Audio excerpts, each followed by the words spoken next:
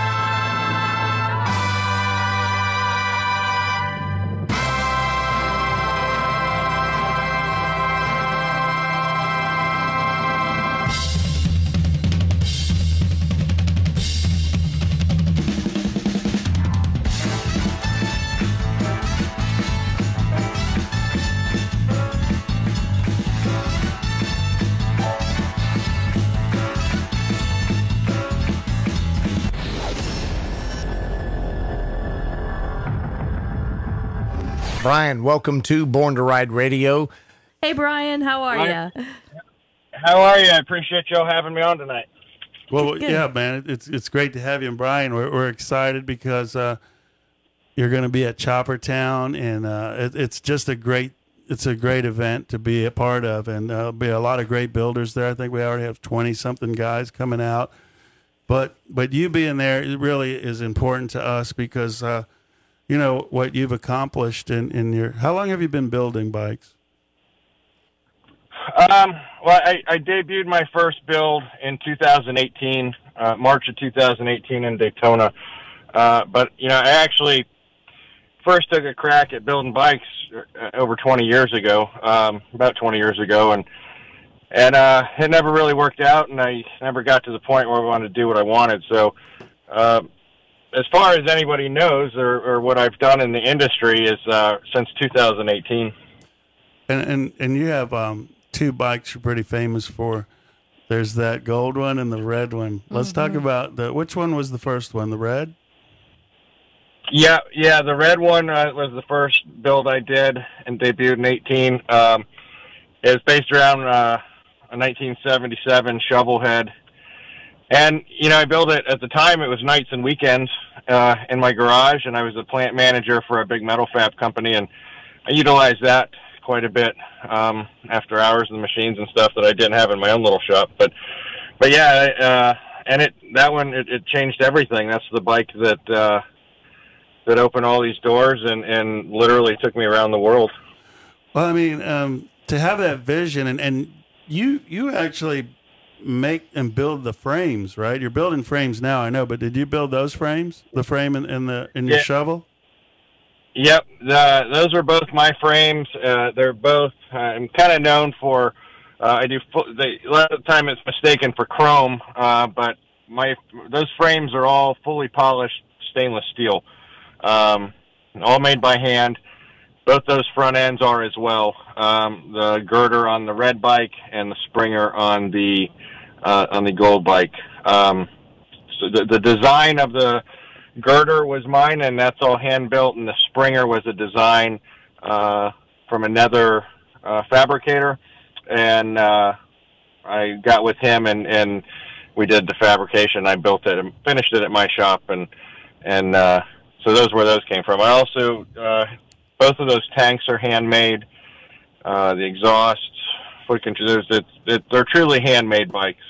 Well, that's what I wanted to start with. You know, I guess when you're building a bike, you start with the frame. And so you actually, have these steel rods or these tubes, and you create this. That's got to be some like mathematics involved in that, man, because people are raving about your frames, and I know they don't just happen overnight, but to have that vision to one day go out in the shop, and you're a hardcore welding guy, and that produces, but manufactures. Fabricator. Yeah, fabricator. That's the word I was looking for.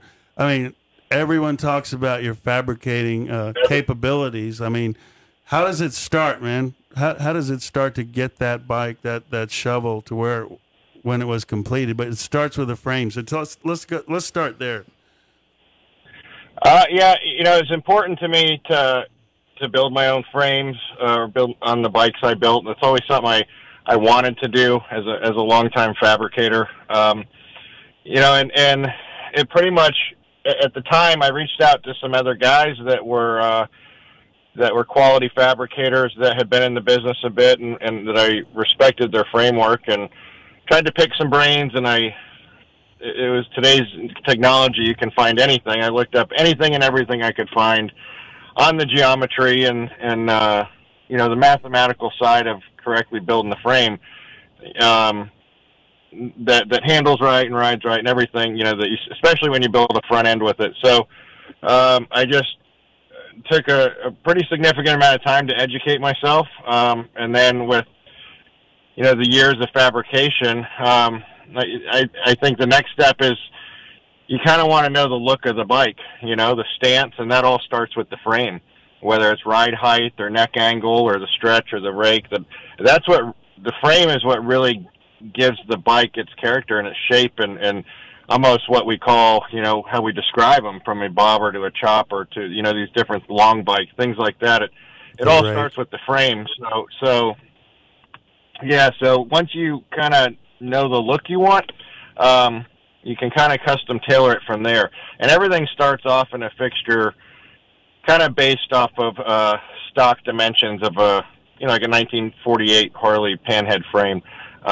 And then it all changes from there. So that's where you get your 2 up and 6 up and 2 out, and all those numbers are based off of a stock frame. So you kind of look at the style you want, and then you match that to the numbers, and pull out your magic wand, and it's done. What about tubing? What size tubing do you start with to fabricate with? Yeah, and that's a good question, because lately for a time there's a lot of talk amongst builders.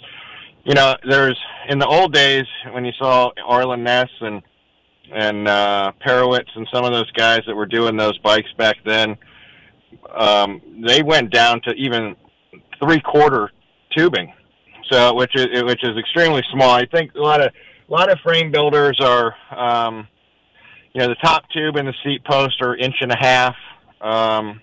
Everything else is 1.125 to 1.25 inches. I've even seen some of the big heavy-duty frames.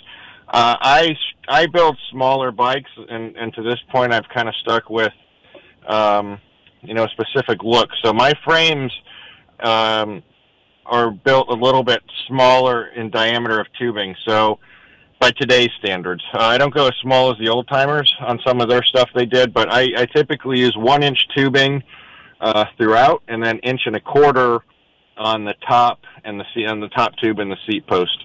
The 1-inch tubing, I use 120 wall, which is roughly 1/8 inch, and on the bigger stuff, I do 156 or 188 wall, a little bit heavier duty, because those points are bearing a lot of the structural part of the frame. So there's, in a lot of the frames, when you get castings and stuff, they're set up for 1.125 inch, which some of the, your shovel head frames and stuff like that is 1.125 inch tubing on those front down tubes.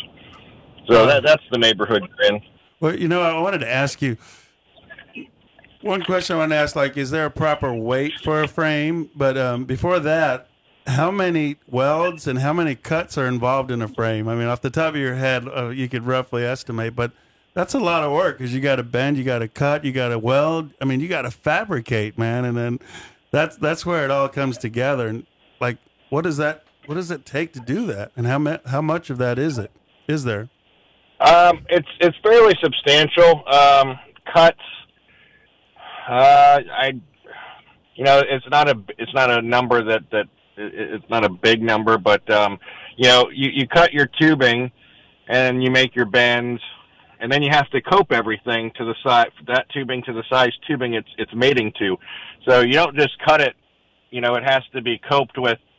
There's various ways to do that, you know, anything from a cheap, you know, angle grinder method to they have a lot of notching devices, you know, hole saw devices with a drill, all the way up to an end mill people use. But all that tubing has to be coped and fit up. And the fit up is very important when you get into the welding part of it.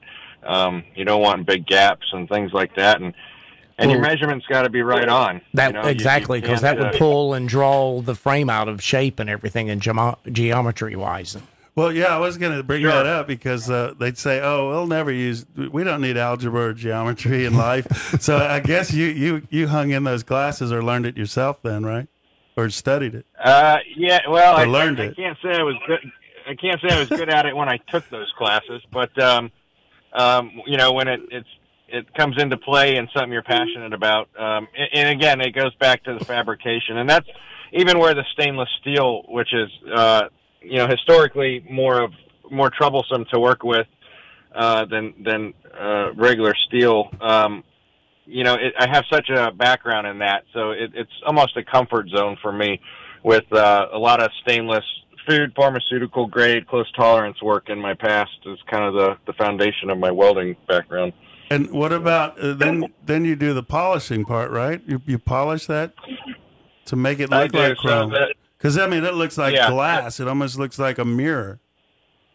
Yeah, so the red bike is completely polished out, all the welds and everything, and it got mistaken for chrome so often that on the gold bike, I decided to leave all the weld color.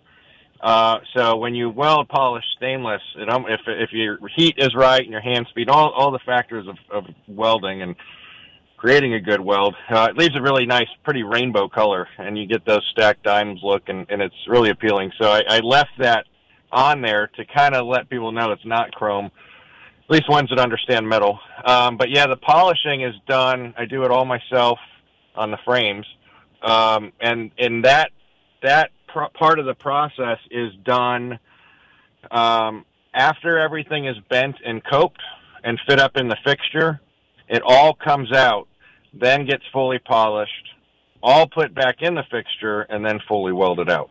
So it's a pretty entailing process from beginning to end, and all those steps, you know, from tubing on the floor to cutting it, to bending it, to coping it, to fitting it up, to polishing it, and then final weld out. It's you know, and making all the plates too, axle plates and all those things. There's a lot more to a frame than it looks when it's sitting there.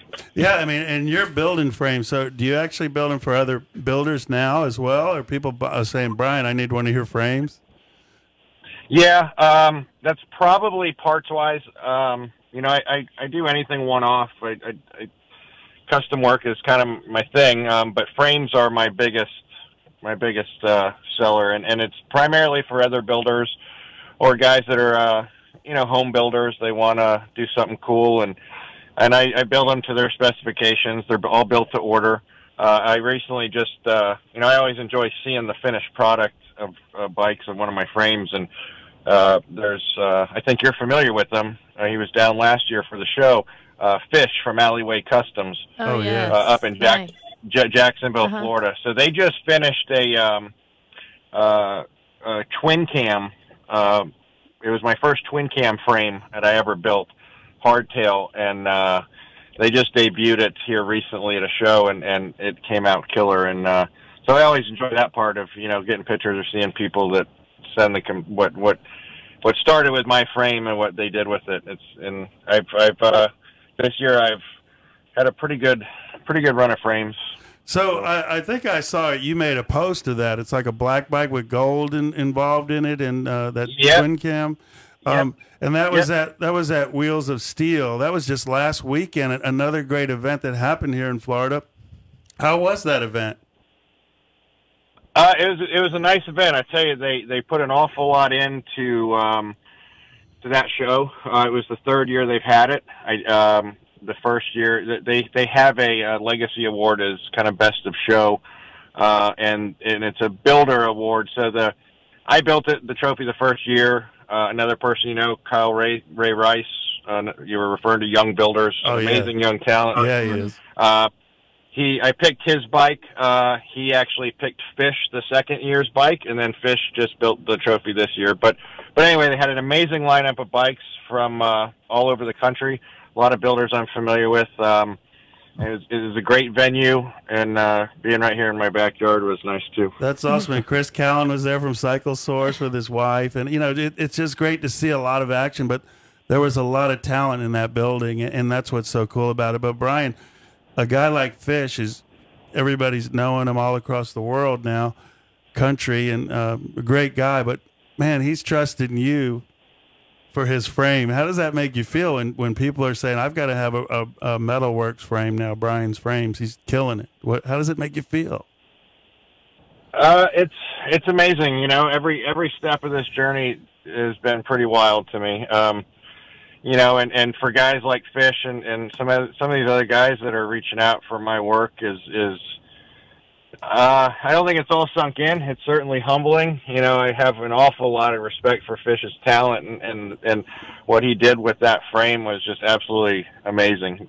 So I'm grateful. It's what's allowed me to get up and do this every day. It's my own business now, and it has been, and bikes and the people that entrust in my work is what makes that happen. So I couldn't be more thankful, and to work with people like I have, Fish and some of these other guys that I could go talk about it. It's just it's awesome. It really is. Brian, did you know Brad Rule at one point? He was a frame fabricator as well. Not offhand, I'm not familiar. He had the wrench. Yeah, the wrench in Tampa. We lost him several years ago. But what amazes me is his legacy still rolls on, if you will. People will go to a bike show and they'll say, "That's a Brad Rule frame right there." They can pick it out and point it out, and it's kind of amazes me. And so I think you're running with that torch now. I'm sure people can recognize and pick out your frames, after a bike's already been customized. I'm like, how do you know that was a Brad Rule frame? How could you tell? But I guess... Yeah. I actually, now that you say the wrench, I remember that shop in the Tampa area years ago. Yes. But I never had the opportunity to meet him. Yeah, he was an innovative guy, too, and he brought a lot of life to the business industry, and he jumped on board when they were making all those stretch big choppers in the 90s, and he just did his thing with Johnny from Strip Club Choppers, and Johnny Lang. They were all over. But I was checking out some photos, and I know we've interviewed you before, but there's these pictures of you at these chic guys. Is that Dubai or is it in Egypt? I mean these are dudes like.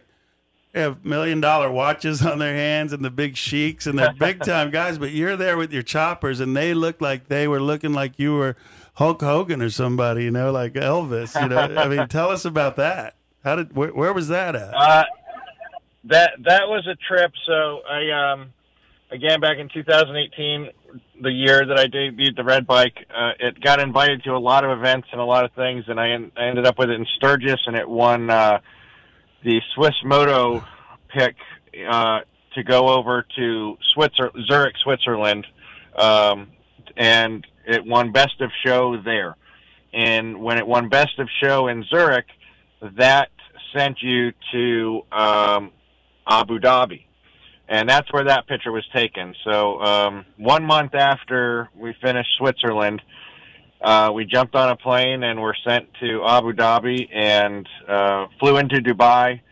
And the show was amazing. And that picture is actually before the show opened.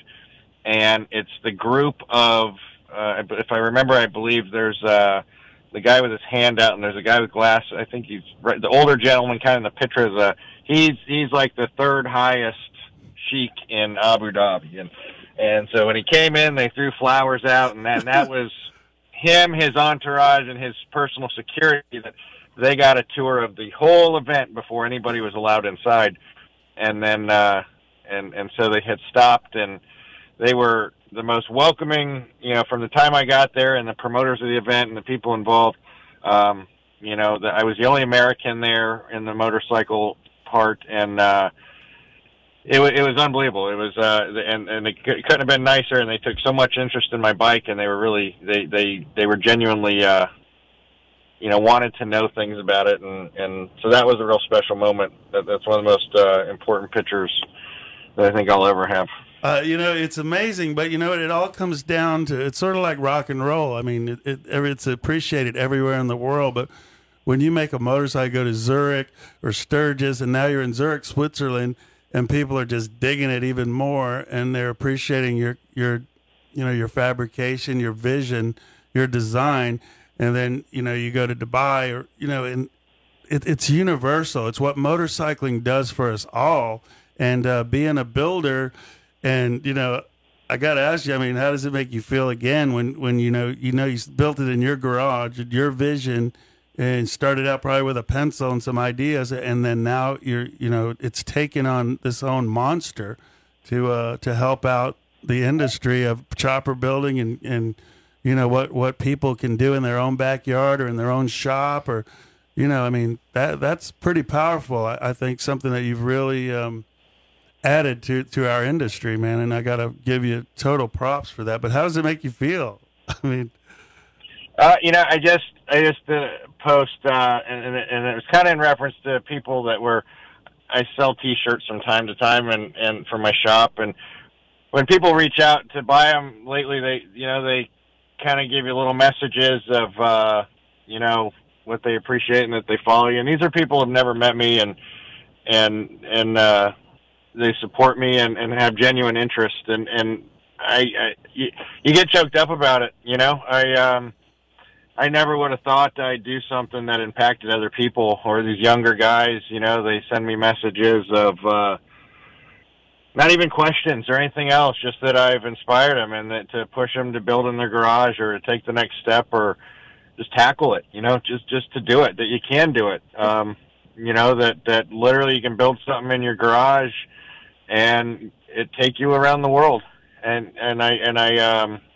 I'm grateful for what happened. I had the opportunity to build that bike, and I had a support system at the time, and I put everything into it, and it paid off more than I ever could have imagined. Yeah, and like, so are you in the process of a new build or new concept, a new motorcycle that's going to be on that frame rolling out anytime soon? Well, the problem is you get busy and you get a lot of customer stuff, and you don't have time for your own stuff. But I have several customer bikes going that are certainly pretty cool. Like under the umbrella. And I'll be hopefully debuting those all in the early part of next year. And then I have a customer, very good customer of mine, who he's into all styles of bikes, and he appreciates them. Another guy I'm really grateful for, and we have plans into next year to doing a bike for him that's will probably be considered, my third big bike, super high end. At the end of next year, it's been put off, but I'm scheduled. I'm one of three builders in the USA that's scheduled to go over to Germany and represent the USA in the World Championships.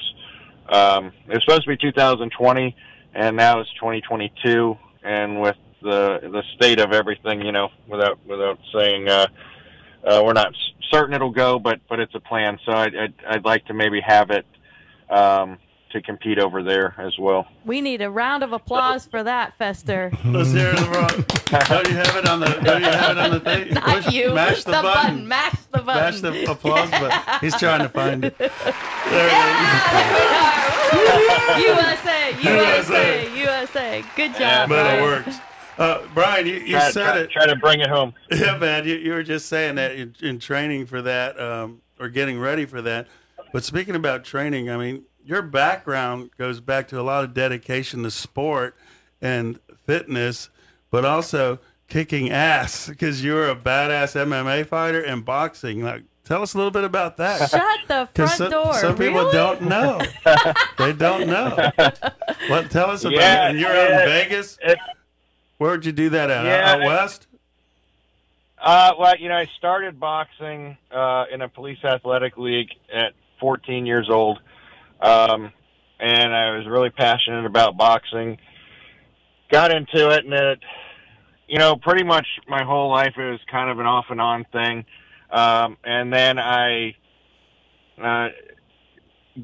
was around a pretty growing community and successful community, and guys that went on to be pretty big deal in MMA while in Vegas and doing work I did out there. And ended up actually in, of all places, got into MMA later in life in Cincinnati. I moved to Cincinnati, ended up working for an engineering firm up there for about 4 years, and fell into a group of unbelievable people that, you know, are friends to this day, and some I call family. Roger Bowling, Dan Strauss, TJ Ball, they all guys that, Chris Curtis, you know, guys that you're watching on UFC now, have all been in the UFC. Dan Strauss is two-time world champion.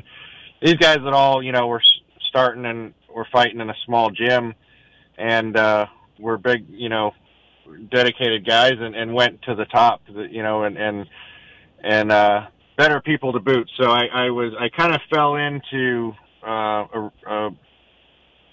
an opportunity I couldn't pass up to, you know, being passionate about combat sports and boxing, and to learn from those guys and train a little bit, and so got into the MMA side of it after boxing a little bit, and had a couple big fights here and there. One that was probably out of my league. We ended up doing all right, but it was, you know, it was a huge experience. I always say I don't know if there's anything like walking out to an arena full of people screaming and yelling for you to be locked in a cage and fight another man. It's a pretty surreal thing when you're actually thrown in it. You know what? You know what, Brian? Sounds a little messed up, really. No, man, but it's a heck of an experience, and I, you know, my whole life has been kind of things of maybe they consider it crazy or wild, but just pushing yourself and those experiences, and good and bad. You know, I've fallen on my face plenty. I think a lot of people see that I built a bike in 2018 and the success and what I've done in 3 years, and they don't see, like I said, the 18 years before that of not being able to, and failing and trying and it not working, and nobody knowing who I was. You know, anything takes work and anything takes dedication, and you know, that was a big part of it all for me too. It just certainly wasn't an overnight thing. Like, it just all happened perfect. Well, you know, Brian, that takes a lot of work. That takes a lot of determination, a lot of training. So when it all comes back, I think, in circle to what you do and what we all do in life, where we were and where we are. So you walk into your shop, you grab your welding torch, or you put that mask, that hood on, that welding hood, that mask, and you put that leather thing on so that you don't get sparked. I've seen you. You look even bigger with that stuff on, and you got that, you know, you're sweating and all that. But you put the mask on. What do you feel like when you're about to go in that cage? You're going into the cage in the shop, and you're going to take on that project. I mean, what are you thinking then? I mean, it's the same thing. You're in the cage. You're taking on this. The battle. Yeah, this battle, or just this project. You know, how do you attack that? Yeah, and I guess I can probably, you know, equate that more to, you know, the really challenging projects and the things that you're kind of that intimidate you when you go into it. You know, some of the jobs I do, or you take the job and you figure out how you do it after the fact, and so I always try to have the mindset when I walk in the door and turn the lights on that, you know, I always, to this day, I take a minute and I look around and remind myself how important it is and how special it is that I get to do that and go to my own place and work. And I think my whole mindset is to do the best I can every day. You know, quality is what I bank on and what I do. You know, cleanliness and good fabrication and putting out parts that I'm proud of. and no matter who it's for, you know, if my own stuff is no different than any customer or anybody that comes in, no matter how big or small it is, you know, if a guy comes in from down the way from me who has a part and, you know, with his little compressor shop down the road and he needs some pieces made for it and welded up, well, I put just as much into it as I do for the guy that comes and spends, you know, all kinds of money on big fancy stuff. So it's everything, I think, you know, revolves around the mindset of just doing my best every day. When I go to turn the lights off and it's over for the day, that I'm content with what I did, and I feel good about myself. Yeah, man, I'm looking at a photo of you. It's kind of cool, black and white. You got the hood on, but it's up, and you're kind of just like looking, got your glasses on. I noticed you got some really cool tattoos. You got ink. Do your tattoos tell any special story about you, or what are your tattoos about? You know, I haven't been tattooed in quite a long time. And the last time I was tattooed were some cover-ups. 2-3 years ago, I had some significant things covered up that were from a different time, different outlook, different, you know, if you will. And it was pretty special because it was a good friend of mine who covered him up, and he took his own life shortly after, not to be sad and negative, but so, you know, that was the last time I've ever been tattooed, and a lot of them do speak, they tell a story, I think, as most people's do, you know, especially that got them in a way, you know, kind of with demographically our background, you know, the biker scene, and we you know, the more traditional old school way of what tattoos are and about. They do tend to tell a story. You know, I know where everyone came from. I remember where I was at, what I was thinking, what I did, where my head was at the time, and some of them are pretty, you know, pretty profound. So, you know, people say, do you ever regret them? Or no, you know, I don't. And I'm covered in them, so going through what they all are, I mean, could take a while. But yeah, but I mean, overall, yeah, I mean, is it something that relate to you, or just beautiful images or special images? You know, I have things that definitely are indicative of my time in Las Vegas. You know, cards and dice, and you know, I got some naked ladies and brass knuckles and skulls and all the, you know, all kind of standard operating procedure stuff that everybody. That's cool. You know, like Debbie. Debbie has like those. Me, yeah. You know, the brass knuckles, all that good stuff. You know, naked ladies. Yeah. But you know, I love mom. Bunch of skulls. Yeah. There's a rose. There's a rose too, so it's not. You know, it's not all. There you go. It's all balanced. Brian's balanced. You know? I got to interview Indian Larry, and you know, he told me, I asked him about his tattoos, and he told me what every one of them meant. And he goes, "I'm in no clubs, man, except for one." And he held up his arm, and there was the Polar Bear Club. You know, the guys who jump in the ice water out in New Jersey, and it was just a great man. And has Indian Larry inspired you as well? Oh yeah, I actually have an Indian Larry frame in my shop right now that is going to ultimately become a full build. So yeah, his stuff, and guys doing that. I think I was actually talking to another builder at the show this past weekend that, you know, that generation, those guys built what we do today. So I think we all are at an age or fall into, you know, remember, you know, the Jesse James and Indian Larry, and, you know, the Billy Lane when that popped, yeah, you know, popped on the scene, and nobody had, you know, you hadn't seen that kind of stuff really, and like you said, he was a great guy, and the coolness factor that came with that was just, you were drawn into it, you know. So yeah, all those guys are a big influence of, you know, what comes out of my shop. You know, that clean, simple, old school. You know, it's how can you not like it? Yeah, and we're proud that you're one of the guys now filling those shoes. There were you know, other people now can look up to some of your inspiration as well. What'd you have, Deb? What about Mondo when he called that time? He said we originally created from Denver's Choppers. Yeah, for Denver's Choppers, we originally created this whole air, and he said it was so cool to see everybody kind of reliving it, and also, you know, rebuilding it, bringing it all back to life. So the originators out there are psyched about this whole. Yeah, and Mondo, rebirth. Yes. and Mondo Perfect and word. Paco both are going to give us some really cool some prizes to give away to some of the builders. It's not going to be a trophy show, but we want to give out some cool stuff from some cool people, and we're working on some other stuff now as we speak. And it's going to be a great time at Choppertown. And Brian, we're looking forward to having you there. I mean, if you have any of those new builds that other guys have with your stuff, and you want to bring them under your umbrella, we would love to have them to promote them. Even prior to it, we can get some pictures and highlight them coming in, and maybe we can get Eric to come out to your shop and do some updates with you, or anything you need, man. We're here for you, and we just appreciate you being part of Choppertown coming up at Thunder by the Bay in February.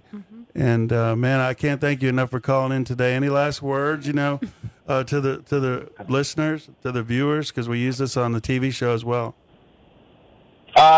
Just thank you to you guys, and Ron, you've always supported me, and I always enjoy your guys' events, and to anybody listening that has bought shirts or has any interest in what I do at all, I can't express how grateful I am. How do they get them? Where do they go? What's that? Your shirts. Is your website, Facebook, Instagram? Yeah, you can reach out to me on Facebook. My name, Brian Buttera, or I also have Buttera's Metalworks, a business page. Instagram's a really big channel of, I'm always checking that in messages. Buttera's Metalworks _ between each one, and Werx is WERX. But yeah, reach out to me. My shop number is out there everywhere too. You can call anyway. And for parts or shirts or anything, or even questions, like when I go to these shows and you talk to these guys that are aspiring builders or coming up and ask questions, I always say reach out to me. Don't ever be afraid to ask questions, or I'm always willing to help with anything I can and things I do know. So. But I'm excited to come down there. I know it's a great event. There's going to be some great people involved. A lot of friends will be there. It's going to be a great time. So I hope everybody comes out, and I look forward to seeing everybody and meeting everybody new. Oh, man, thank you, Brian. It's Metalworks, Brian Buttera. And if you need more information, you can always contact Born to Ride. We'll get you in touch with him. And I can't thank you enough. Let's touch base again before Choppertown comes. Thank you, Brian. Thank you. right, Feel thanks, free Brian. to call me anytime, guys. Have a Alrighty. great night. Yeah, You man. too. What Have an a good night. inspiration! What an inspiration! Appreciate it, Brian. I Thanks. mean, gosh, you got a guy like him right here in our own backyard. our own backyard, but internationally known. Zurich, Switzerland. He blew them all away. Yeah, Now he's going back to Germany. And I think that's the thing that's amazing is you don't have to be in these high profile cities, to get the recognition, to be, just bring your passion and, make it happen.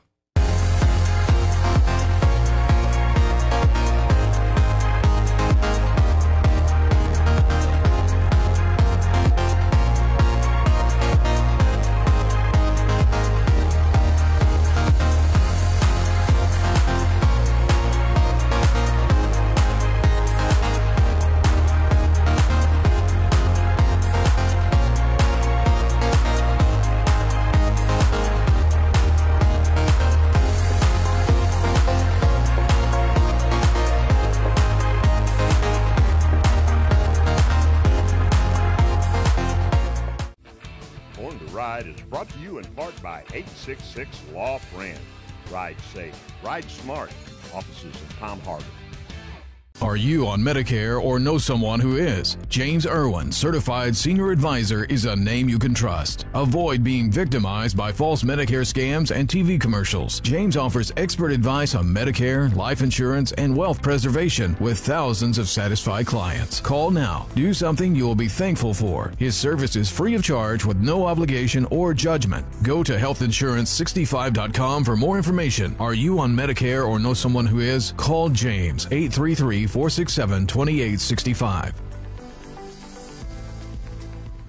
Wildwood Antique Mall's 3 amazing locations in Florida to find your treasures: Vero Beach, Eustis, Wildwood, more than just antiques, tons of rare collectibles, toys, books, vintage furniture, records, jewelry, and so much more. Open 7 days a week, great staff, clean, and air-conditioned. A great shopping pleasure for the whole family. Put it on your bucket list because it's a must-see at these 3 locations. For more information, wildwoodantiquemalls.com.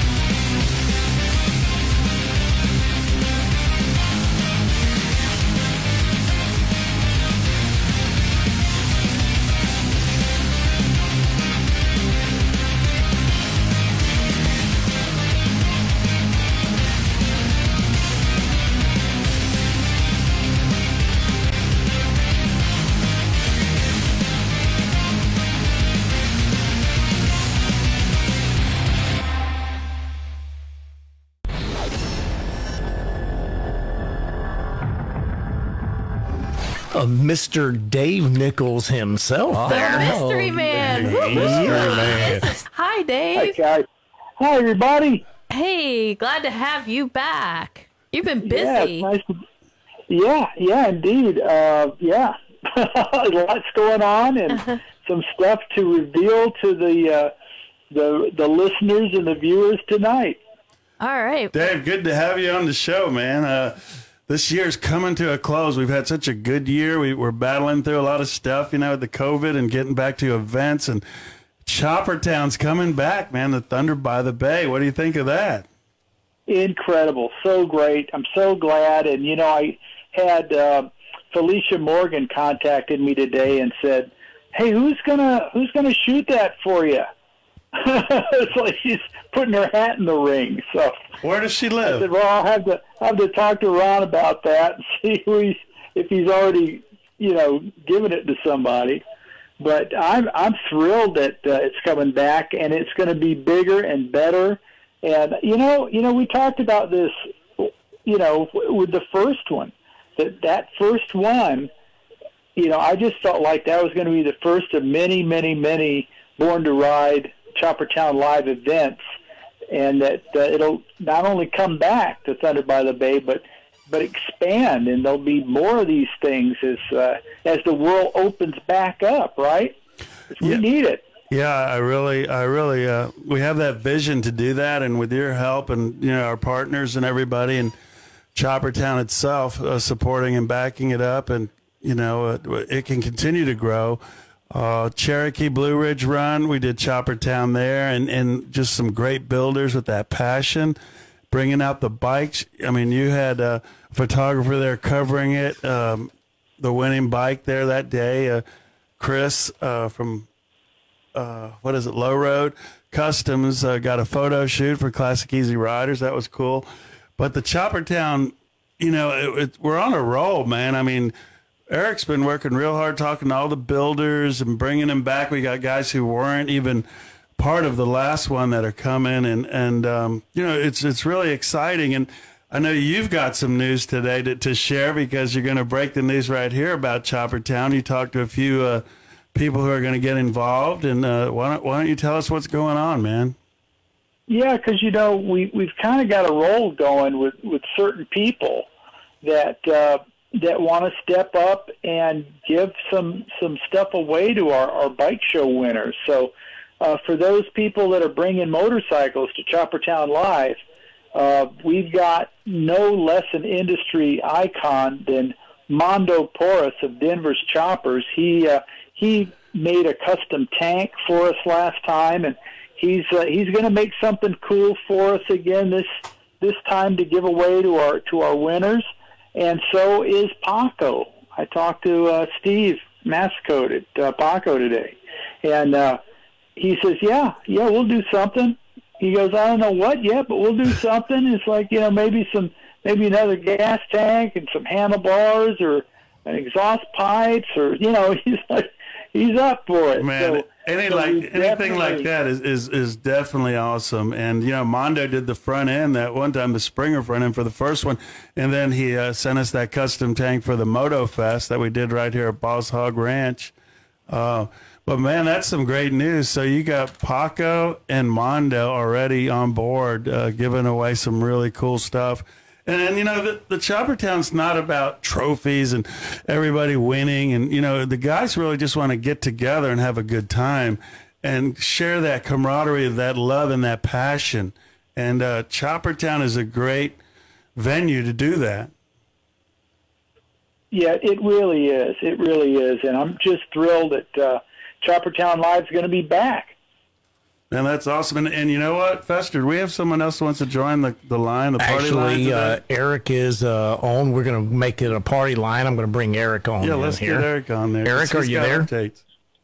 Hey, I'm here. I'm here. A little bit later than never, but I'm here. Okay, well, you've got Ron and Debbie. Wait a minute, a little bit later than never. You screwed that all up. It's better late than never. Anyways, there you go. That too, right? I'm trying to put a Christmas program together for my kids' church, and I got kind of sidetracked there. But yeah, I'm glad. Better late than never. You're good. You're good, brother. There you go. There you go. We got Dave Nichols on the line as well. He just gave us the update about Paco and Mondo. They're contributing again, Erick. Is that cool or what?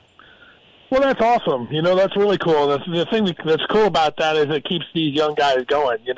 They know these guys are legends, and like you were just saying a few minutes ago, honestly, for them, it's not about the trophies. It's not about the awards and about the accolades. You're 100% right, man. They like getting together just for the pure fun and passion of getting together and sharing their stories and sharing everything they have to do with the choppers and that lifestyle. Now, with Paco and Denver's choppers on board, that's just icing on the cake. I mean, of course, everybody likes a little, no one's going to turn down a cool prize, so that's pretty awesome. So we're really looking forward to it. We were, when the planning stages of doing this, and I thought, well, I'm going to hit my proverbial Rolodex. Nobody has Rolodexes anymore, but my Rolodex is on my phone, and I'll start hitting people, and literally everybody but one person or two people that was there last year, said they're in. They're excited. They were already planning hotels and trips down from North Carolina and even more north, and even into Tennessee. They're planning to come down here with or without us. And I was like, you're not doing it without us. That's for damn sure. So, we put together a nice little party, and it's gaining steam. We've got Orlando street bands coming. Choppers and vans seem to go together like peanut butter and jelly, and they're going to bring a lot to the table. Yeah. So, but Erick, you've been talking to some newer builders too. Can you elaborate or maybe tell us some of the new guys or some of the talent that's coming and people? I'll tell you, there's a couple guys that off the top of my head, and I'm not going to act like I know them. I rub elbows with them because I know them from my guys. It's a referral. They've been referrals, but I've said hi to them and talked to them in the past. But one of them is it's called Hammer Studios, and they just moved over. They just moved over here from Europe. I could be wrong, but I'm thinking the Netherlands. They're from that area of the world. But this guy has put together a world-class chopper that, is on the same ranks as someone like Brian Buttera. He's been to all the shows and he's gained accolades all around the world, and now it's here. And not of course, but he called me to shoot his bike, and the only problem with that is it's all chrome with stainless steel parts, and everything's reflective on it. Everything's chrome. Everything's That's a challenge. So that'll be that's going to be a challenge for me. But he's a really nice guy, and I can't wait for everybody to see his builds. It's really cool. A new one to the table, and I met him about a year ago and seen him here and again, but it's a shop called Tinworks, T-I-N Works, Tinworks. And Anthony is the shop owner, and he is an awesome welder. And he's kind of one of those guys that everybody's seen his work, but nobody knows about it. He builds frames for some of the biggest builders in the business. He builds frames and parts. Bill Dodge uses his frames exclusively. So the builders on that caliber from all around the United States use his frames and his parts. And honestly, as long as I've been shooting motorcycles and I've been in this business, I never heard of him until somebody introduced me. And I said, oh, he told me what he did. And I thought that was pretty awesome. And I said, well, how come you don't, how come I've never heard of you? And he kind of likes that low profile.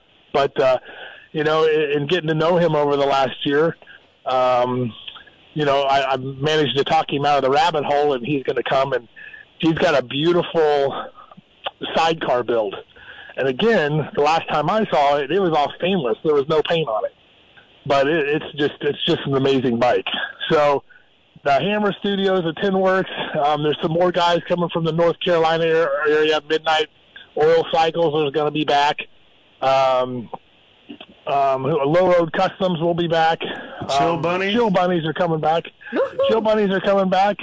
There's going to be at least 4 girls, if not 6. They're bringing down all their merchandise, and they're going to, they're already on the private chat boards, and everybody's setting up parties with everybody. So it's going to be a good time. And like you were talking about just before I called in, is that really that's what drives it. I mean, this is our 3rd one. I call it CT3, Choppertown 3, and a lot of these people have been at the past 2, and they've really formed bonding relationships and friendships. Yeah, we had MotoFest in between there too, so that kind of added to it. Yeah, and some of those people from MotoFest were there too. So, regardless of what prizes there are and what all the accolades or whatever, they just want to get together. And especially, what better place is there to be than on the beach in Florida in February? Yeah, Thunder by the Bay, so great rally too. Yeah, it kind of makes sense. And we got that awesome building. But Eric, if someone's listening right now, or we share this and it gets a lot of mileage once the show's completed. If someone doesn't know what Choppertown is, never heard of it, how would you describe it? What is it? Well, Choppertown it's a lifestyle. I mean, sure, there's the cool motorcycles, like lots of events are around the United States, and sure, there's lots of quote unquote lifestyle. Everybody seems to be lifestyle driven, but really, Choppertown is a lifestyle. These people eat, breathe, sleep what they do, and I think we even talked about this last year. I was like, these are the guys that they'll have to come to a decision: do I pay the light bill this week, or do I buy this part and get this bike finished? It's usually the second one. You know what I mean? Yeah, man. And it's nobody's pretending. Nobody's pretentious. Nobody's pretending. Everybody's just really easy, really down to earth. They just want to bring their rides, and it's not because they want to show off. They just want to share their passion and their love for what they do. And that's why Orlando Street Vans is kind of a really perfect fit, because there's the same type of culture within the custom van, the 70s custom van guys, as there are the chopper guys. And a lot of the chopper guys have their own custom vans. In fact, Low Road Customs from, I think, they're North Carolina or Georgia. Yeah, he's from Atlanta. He's driving down his... He's driving down his, I think he's got a 67 Dodge A100. Yeah, actually, in the promo you made, the promo you put together has him sitting on the ground looking at his chopper with the van in the background. Yep. So he's bringing that down. So, and then we, of course, we got the troublemakers from Brewster's Rod Shop, and I'm saying that with tongue in cheek. We love those guys. No burnouts in the building. Yeah. The big truck. No burnouts in the building. This isn't a smoke out, Brewster guys. Come on. They can do it outside, maybe on the pad. Yeah. We'll figure. I'm sure somebody's going to have to figure something out, because everybody seems to love that. But except for the fire marshal. Yeah. But that's a whole different story. Well, man. But like I said, it's just a lifestyle, and it's just everybody's having fun, and there's no egos. It's just everybody's good and glad to see each other. Everybody wants to talk about motorcycles during the day, and everybody wants to have a beer or 2 or 3 or 4 or more afterwards at the end of the day. So it should be a good time. It's a good time. Yeah. Yeah. It's building up steam, and I mean, the short time that we really started pushing it, I mean, we've got a lot of steam, and we've got some time to go to make this even grow. And then with the addition of Paco and Denver's choppers, like Dave was just talking about, it just keeps getting better from here. Yeah, and then we have something brewing up in Atlanta, Georgia as well, Atlanta, GA. So we'll be talking a little bit more about that. But I know you got to get back to the family, man. We appreciate your time, Eric. And we got Dave on the line. So, Eric, thank you again for calling in. Thanks for all your hard work on this project. All right, man. All right. Glad we can keep it rolling, and I'll talk to you guys later. All right. Thanks, brother. Bye-bye. Hey, man. Am I driving okay? I think we're parked, man. Hey, man. I think we're in Choppertown. Choppertown. Oh, Choppertown. Choppertown. Choppertown.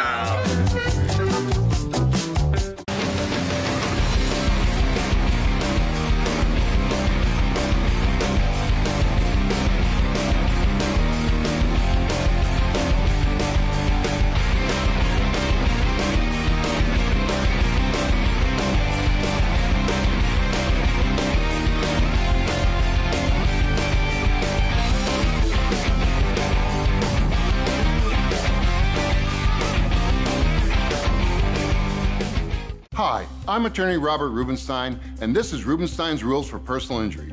Rule number 1, get an attorney. When you or a loved one have been injured by another's negligence, an experienced attorney can make a huge difference. At Rubenstein Law, we will find all of the insurance, make sure your injuries are documented, and work to get you the best result. While each case is different, a well-known insurance company's own study showed people with a lawyer on average got more money. Call Rubenstein Law at 1-800-FL-LEGAL.